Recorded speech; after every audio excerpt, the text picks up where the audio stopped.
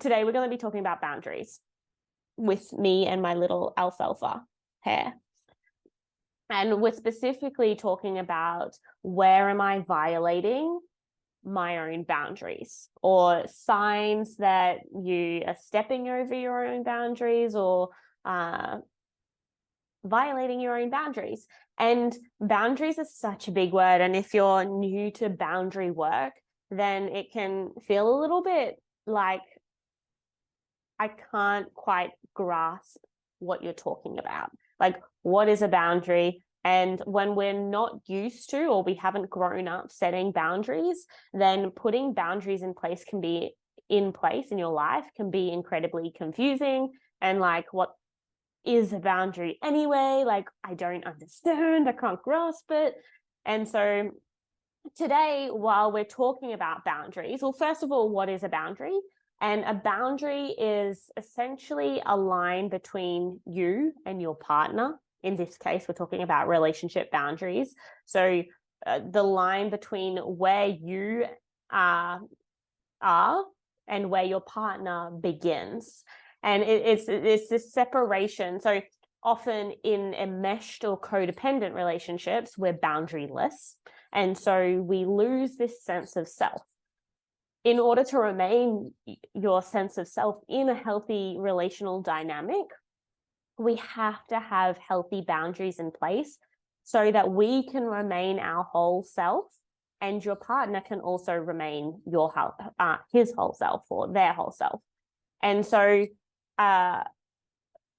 we might not yet know what our boundaries are and what boundaries we want to put in place in our life to create healthy partnership, and that is totally okay.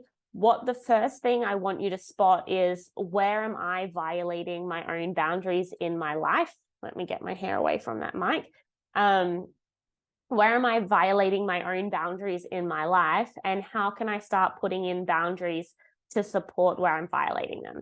And we will go into 11 signs that you're violating or crossing a boundary, so that the more that you can spot where you are, I use the word collapsing a part of who you are to essentially adapt to the external world. The more that we can notice where we collapse, the more that we can support ourselves in meeting our own needs, communicating what we need, which is essentially a boundary, so that we don't collapse in relationship and don't lose that sense of self. Don't become enmeshed in the relationship, and also don't become codependent in the relationship. So firstly, why do we set boundaries? Or why might we violate our boundaries? The first thing we need to understand, especially in affair relationships, we violate our boundaries so much. One, because we essentially are going to lose their love if we communicate boundaries. A very common and often spoken about example is if we put in place the boundary of, I am not willing to be a secret. That's a very clear boundary that is being violated, that I'm sure you don't want to be if I can get my words out, I'm sure you don't want violated. At the moment, you're choosing to cross that boundary within yourself. And you might say, no, I'm not crossing it, I'm communicating it.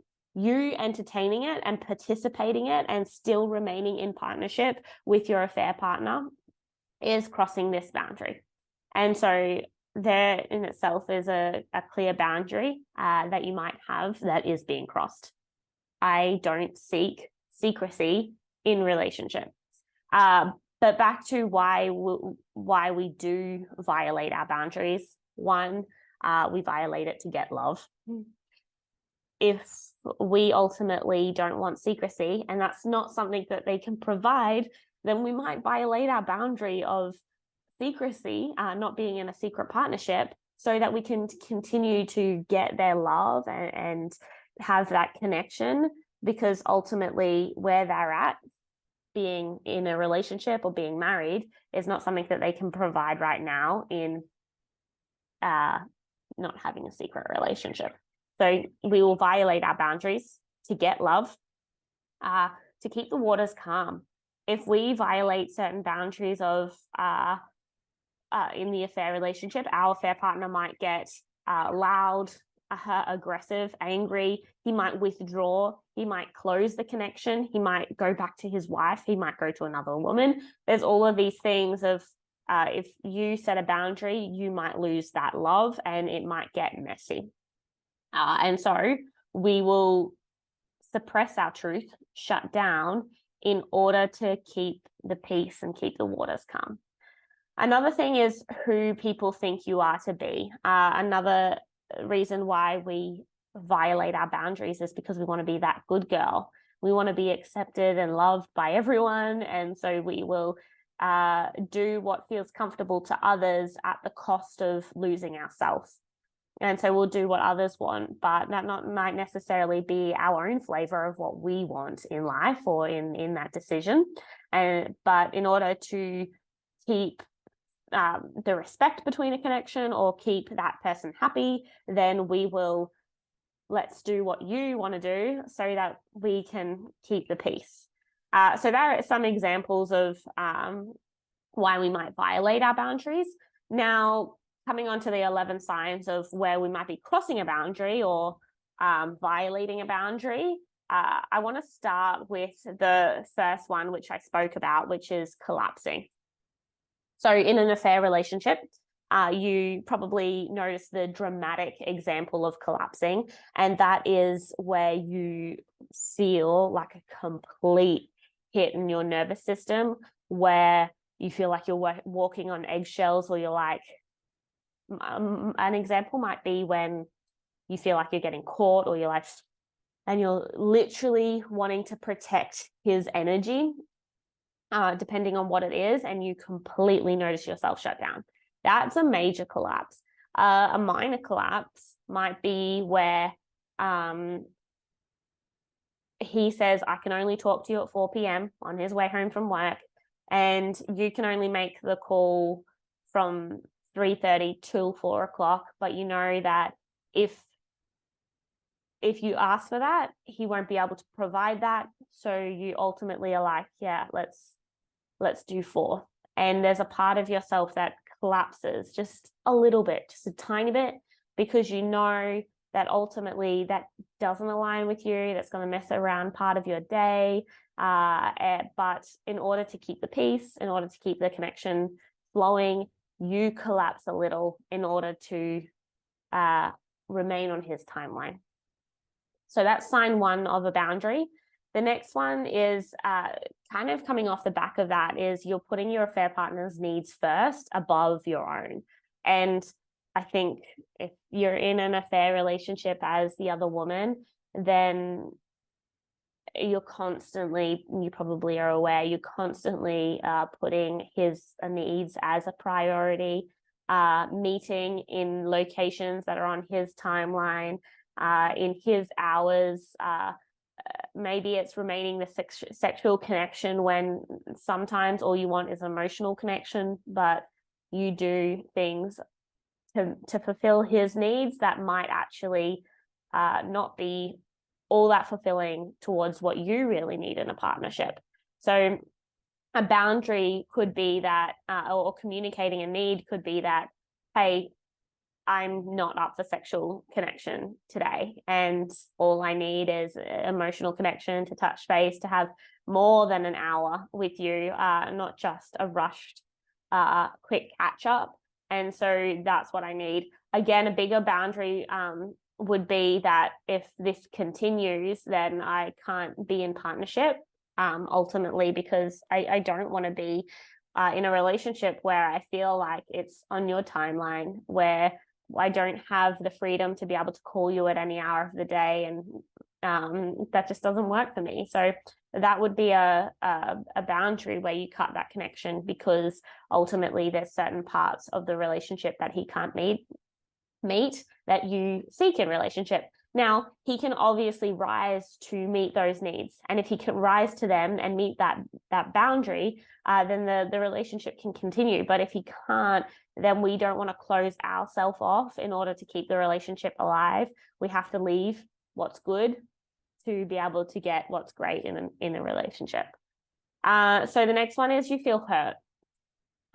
This is pretty self-explanatory, but if you're constantly feeling, or not constantly, but if you notice yourself feeling hurt, and like you weren't noticed or acknowledged, then often there is a lack of communication on your part of how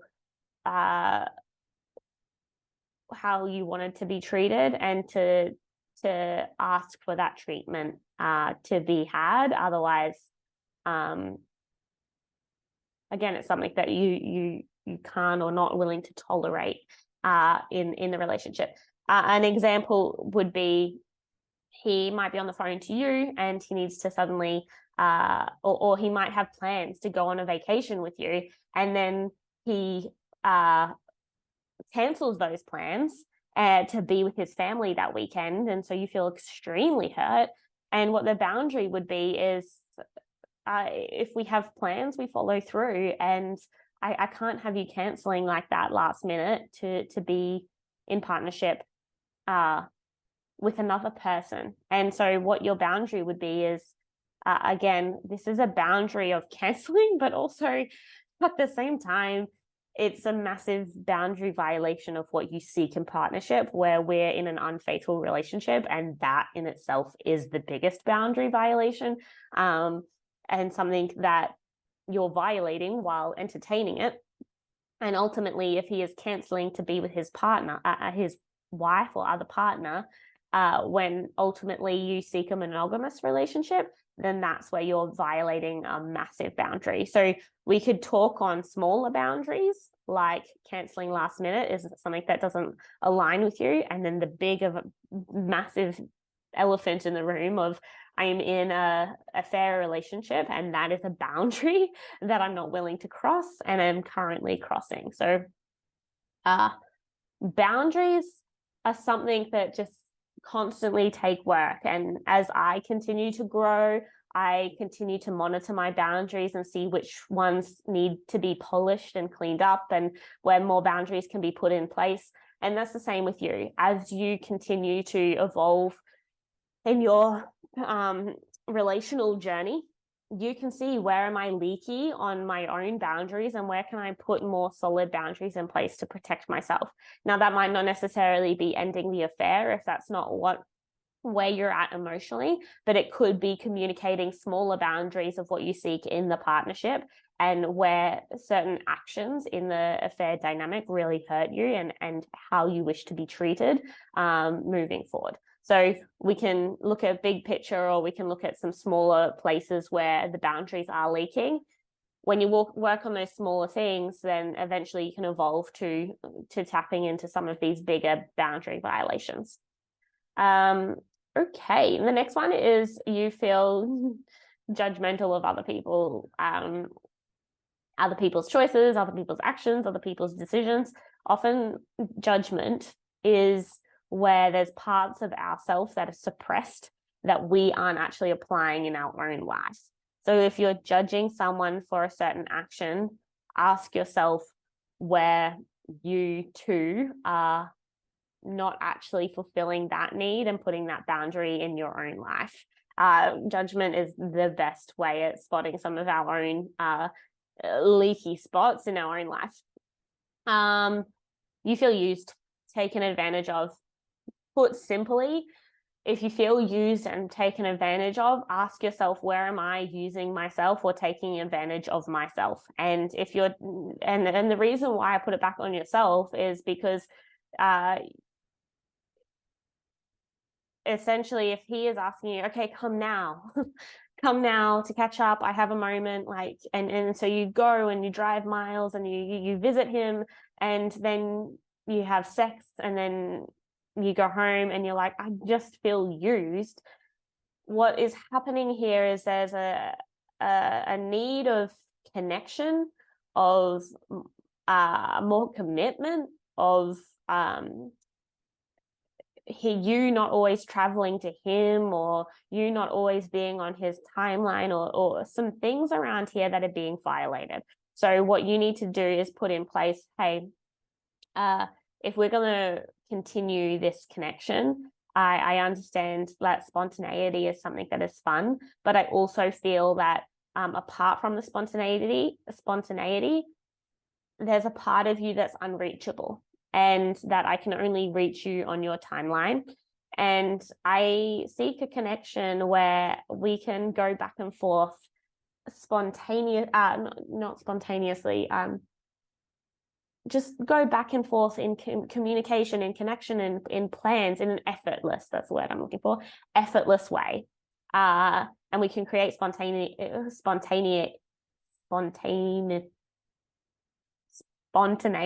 out of that. On top of that, but we also need the consistency in the connection where we can just flow without being always on your timeline.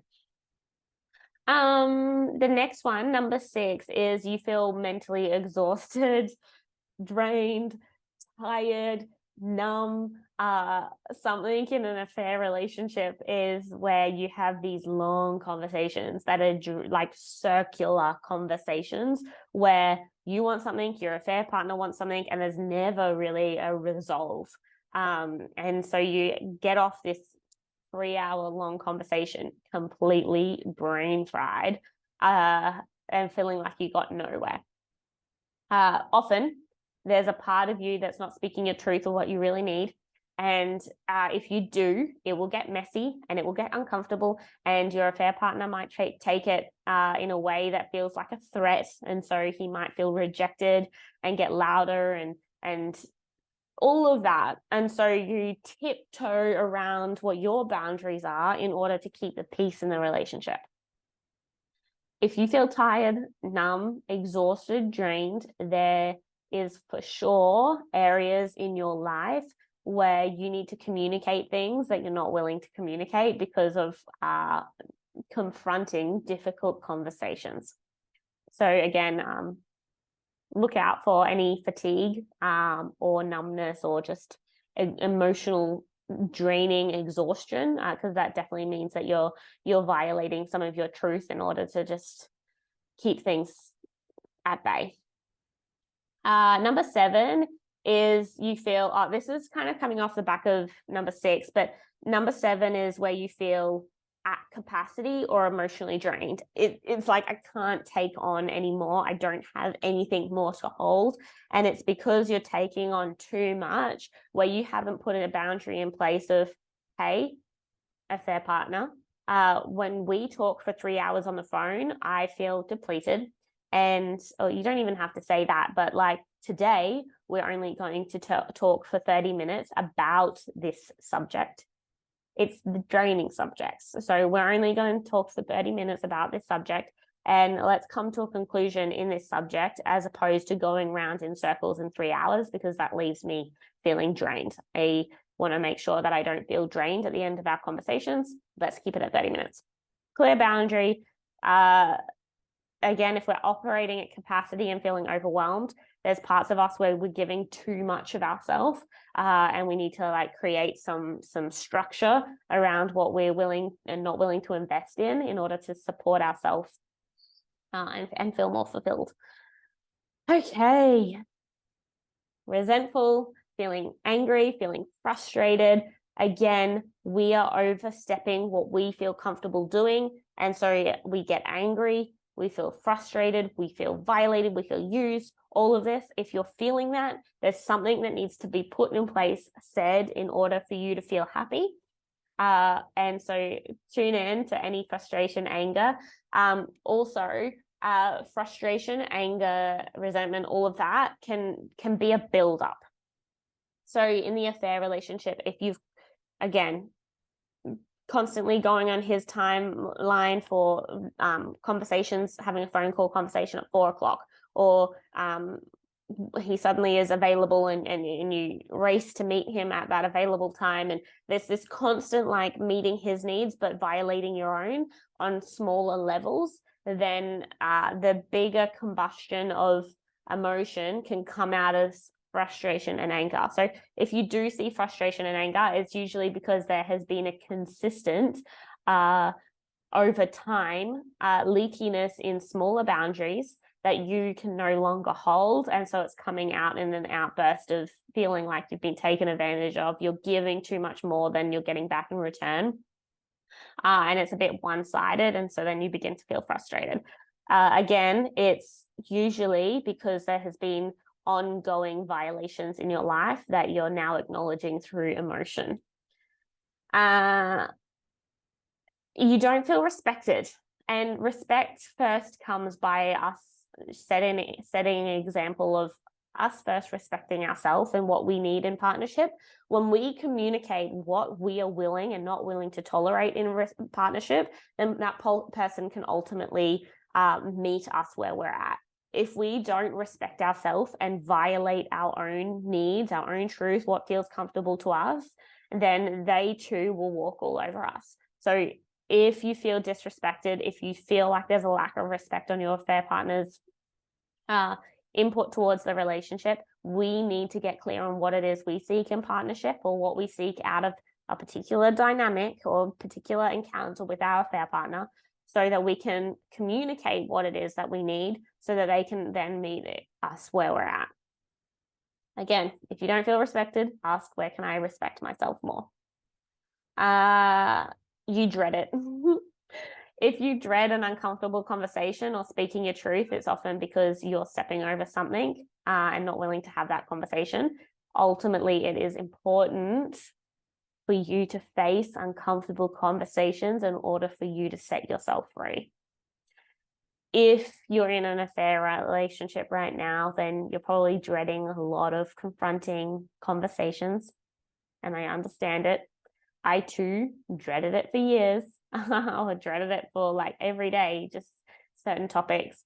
If you're dreading something, it's often because there's something there that needs to be acted on that you're not acting on. Again, a boundary between a relationship is your affair partner is here, you're here. When there's leakiness, you're just crossing over to support each other. When there's boundaries, it's like, this is what I need in order to stay whole. This is what you need in order to stay whole. And let's do this together as two whole beings coming together, as opposed to enmeshing and like bending over backwards in order to make another person happy. And the last one, number 11 on signs that you're violating your boundaries, is you're confused. And this is often because we are not listening to our own inner truth. And listening to the truth of our affair partner. And so and also not listening to our intuition inner truth, and listening to our more fear of what we might lose if we take certain actions, and love that we might lose, or the relationship that we might lose. And so we feel confused, conflicted, and unsure on what we really want. I would say there is actually more boundaries that need to be put in place for you to communicate what it is that you need. You're just scared of taking action on that because you might lose a lot of things that this relationship brings, and that's confronting. However, if we don't face it, then ultimately we're settling less for less than what we truly desire and deserve in a connection and in a partnership. So they are the 11 signs of when you might be crossing a boundary, or what crossing your boundaries or violating your boundaries looks like. If you have some other signs of what it feels like when you cross your own boundaries, please leave them below. I want to see what signs come up for you. The other thing is, if you have examples of boundary things that you're violating in this affair partnership, boundaries that you're violating in this affair partnership, put them below, because you sharing where you're violating your own boundaries will help others to see where they are violating their own boundaries. So that is so helpful to see. So put that also below, and support the community in helping them become aware of more parts of themselves so that they can heal. I hope that helps. I will love you and leave you. Bye for now.